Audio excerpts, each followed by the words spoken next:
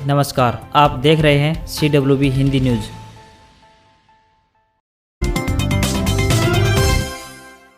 इलाहाबाद उपचुनाव में भीतरघात का डर, भाजपा और कांग्रेस प्रत्याशियों को नहीं मिल रही पार्टी में सपोर्ट, किसान कर रहे सत्ताधारी गठबंधन का विरोध। इलाहाबाद उपचुनाव में जहां भाजपा जज्बा गठबंधन सरकार के लिए प्रतिष्ठा का सवाल है, वहीं कांग्रेस और इनेलो के बीच साख का दांव लगा हुआ है। विधानसभा सीट में सभी बड़े राजनीतिक दलों को भीतरघात का डर सता रहा है। भीतरघात की आहट के कारण इन सभी दलों की चिंता बढ़ गई है। सभी पार्टियां इस अस्थिरता से उबरने के लिए तिकड़मबाजी में जुटी हुई है। इलाहाबाद सीट ग्रामीण सीट है और भाजपा को पहले से ही किसानों के विरोध का सामना करना पड़ रहा है। मुख्य विधानसभा चुनाव के दौरान पवन बेनीवाल ने भाजपा के टिकट पर चुनाव लड़ा था। अब उनके भाजपा छोड़ने के बाद पार्टी को लग रहा था कि गोविंद कांडा मजबूत उम्मीदवार साबित होंगे, लेकिन ऐसा होता दिख नहीं रहा है। भाजपा में चुनाव को लेकर दो धड़े दिख रहे हैं। एक धड़ा गोविंद कांडा का तो दूसरा भाजपा का है और दोनों में कोई तालमेल नजर नहीं आ रहा है। कांडा के लिए दिक्कत यह है कि वे भाजपा के लोकल कार्यकर्ताओं को जोड़ने की बजाय अपने गुट पर ज्यादा निर्भर हैं।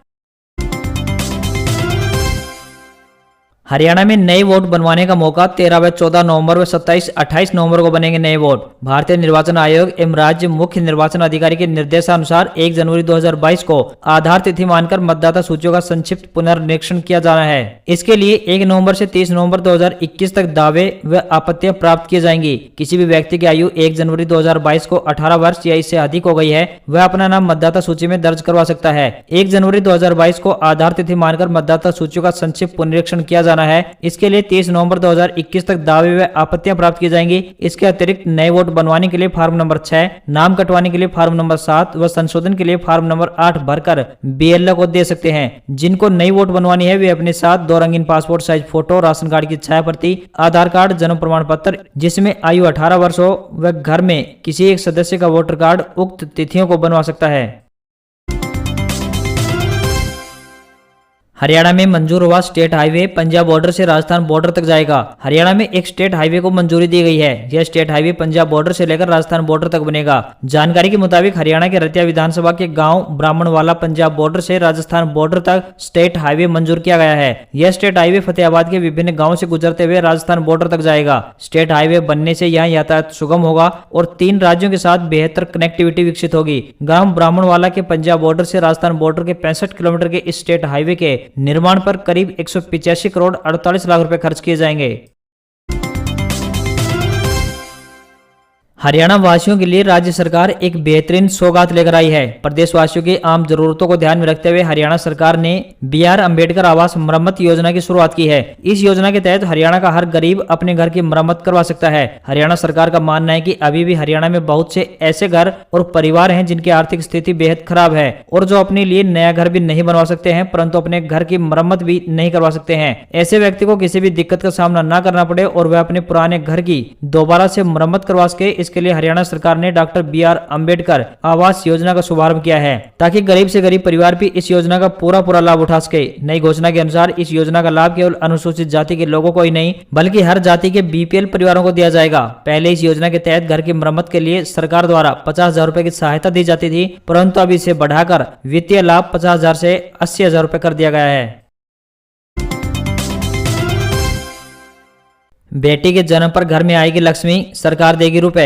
हमारे समाज में आज भी कुछ लोग लड़कियों को लेकर नकारात्मक सोच रखते हैं। आज भी भ्रूण हत्या जैसी आपराधिक घटनाएं हमारे समाज में घट रही हैं। इन्हीं घटनाओं को ध्यान में रखते हुए हरियाणा सरकार ने आपकी बेटी हमारी बेटी योजना की शुरुआत की है। इस योजना के माध्यम से हरियाणा सरकार प्रदेश में बेटी के जन्म पर माता पिता को प्रोत्साहन राशि प्रदान करेगी। इस योजना की शुरुआत साल 2015 में की गई थी। इस योजना के अंतर्गत हरियाणा की उन सभी बेटियों को जो 22 जनवरी 2015 को या उसके बाद जन्मी है, उन्हें 21,000 रुपए की आर्थिक सहायता प्रदान की जाएगी। यह आर्थिक सहायता उन्हें 18 साल की आयु पूरी होने पर प्रदान की जाएगी। इसके अलावा यदि परिवार में कोई दूसरी बेटी भी जन्म लेती है तो उसे 5 साल तक 5,000 रुपए की आर्थिक सहायता प्रति वर्ष प्रदान की जाएगी। वर्तमान स्थिति में लड़कियों की संख्या हरियाणा में लड़कों से काफी कम है। हरियाणा सरकार इस योजना के माध्यम से इस अनुपात को कम करने का प्रयास कर रही है।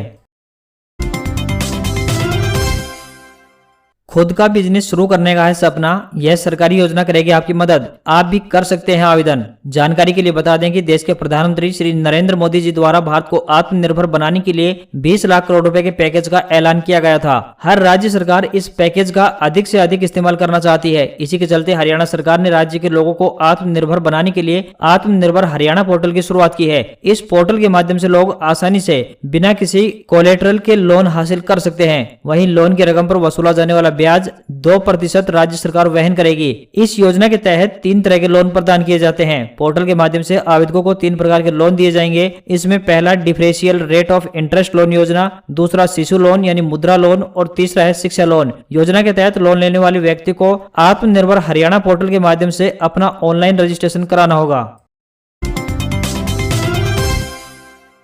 राजस्थान में 4438 कांस्टेबल की भर्ती होगी। 10 नवंबर से शुरू होगा ऑनलाइन आवेदन। दिसंबर या फिर जनवरी में होगी परीक्षा। राजस्थान पुलिस में 4438 सिपाहियों यानी कांस्टेबल की भर्ती होगी। पुलिस मुख्यालय ने शुक्रवार को पुलिस कांस्टेबल भर्ती 2021 की विज्ञप्ति जारी कर दी है। यह पुलिस भर्ती कांस्टेबल, कांस्टेबल चालक, कांस्टेबल बैंड व पुलिस दूरसंचार में कांस्टेबल के लिए निकाली गई है। अभ्यर्थी 10 नवंबर से ऑनलाइन आवेदन कर सकेंगे। इसकी अंतिम तिथि 3 दिसंबर होगी। दिसंबर 2021 या जनवरी 2022 में लिखित परीक्षा हो सकती है। एक से ज्यादा आवेदन करने पर अभ्यर्थी स्वयं जिम्मेदार होगा।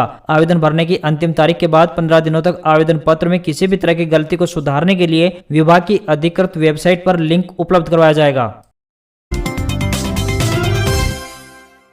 निराशा में बदली उम्मीद, टेकरी बॉर्डर खोलने पर फिर फंसा पेच। हादसों से आशंकित है किसान, प्रशासन के साथ नहीं बनी सहमति। गणतंत्र दिवस पर निकाली गई ट्रैक्टर परेड के दौरान हुई हिंसा के बाद दिल्ली पुलिस द्वारा सील किए गए टेकरी बॉर्डर के खुलने पर अभी संशय बना हुआ है। अदालतों के संज्ञान और हरियाणा सरकार के हस्तक्षेप के बाद दिल्ली पुलिस ने एक तरफ से मल्टीलेयर बैरिकेटिंग तो हटा दी है, अब केवल एक सीसी बैरिकेटिंग हटानी शेष है। लेकिन प्रशासन व किसानों में हुई बैठक बेनतीजा खत्म हो गई है। किसान एम्बुलेंस के साथ ही 2 पहिया व 3 पहिया वाहनों के लिए 5 फुट तक का रास्ता खोलने पर रजामंद है। वे 4 पहिया वाहनों के लिए रास्ता पूरी तरह से खोलने को लेकर सहमत नहीं है। इसे लेकर अधिकारी शनिवार को भी टेकरी बॉर्डर पर किसानों को मनाने का प्रयास करेंगे। हालांकि इस पर अंतिम निर्णय 6 नवंबर को संयुक्त किसान मोर्चा की बैठक में होने की उम्मीद है। कृषि यंत्र खरीदने वाले किसानों को सरकार ने दी राहत। केंद्र सरकार की इन Situ crop residue management scheme के तहत फसल अवशेष प्रबंधन कृषि यंत्र खरीदने वाले किसानों के लिए उनके खरीद बिल विभागीय पोर्टल www.agriharyana.crm.com पर अपलोड करने की अंतिम तिथि को हरियाणा सरकार ने 2 नवंबर तक बढ़ा दिया है। सरकारी प्रवक्ता ने बताया कि राज्य में ऐलनाबाद चुनाव के मद्देनजर आदर्श आचार संहिता के कारण सिरसा जिले को छोड़कर शेष राज्य के सभी किसान जिन्होंने विभागीय पोर्टल पर ऑनलाइन आवेदन 25 सितंबर 2021 तक जमा करवाए हैं, वे उक्त स्कीम के तहत लाभ लेने के पात्र होंगे।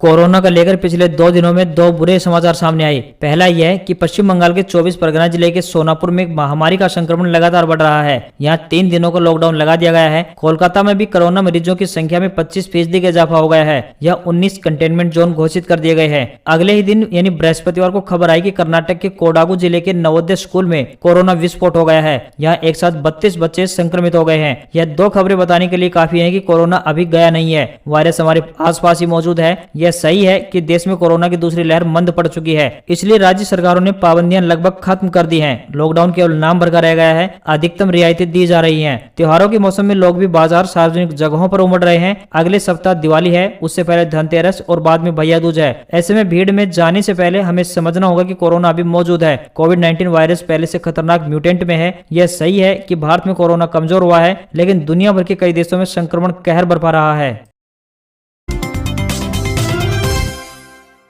ऐलनाबाद उपचुनाव के लिए 211 बूथों पर वोटिंग आज। किसका भाग्य लिखेंगे 1,86,000 मतदाता, ये देखना होगा दिलचस्प। आज यानी 30 अक्टूबर को ऐलनाबाद विधानसभा उपचुनाव की मतदान प्रक्रिया को शांतिपूर्ण ढंग से संपन्न करवाने के उद्देश्य से ऐलनाबाद एरिया में 211 बूथ बनाए गए हैं। इनमें से 121 बूथ संवेदनशील व अति संवेदनशील की श्रेणी में रखे गए हैं। मतदान प्रक्रिया निष्पक्ष व शांतिपूर्ण सुनिश्चित करने के लिए सभी 211 बूथ पर वेब कास्टिंग के जरिए लगातार निगरानी रखी जाएगी। उपचुनाव का परिणाम 2 नवंबर को आएगा। मुख्य मुकाबला इनेलो के अभय सिंह चौटाला, कांग्रेस के पवन बेनीवाल और भाजपा जसपा के संयुक्त प्रत्याशी गोविंद कांडा के बीच है। ऐलनाबाद विधानसभा में कुल 1,86,103 मतदाता हैं। इनमें पुरुष मतदाता की बात करें तो 99,138 हैं और महिला वोटर्स की संख्या 86,964 शामिल है।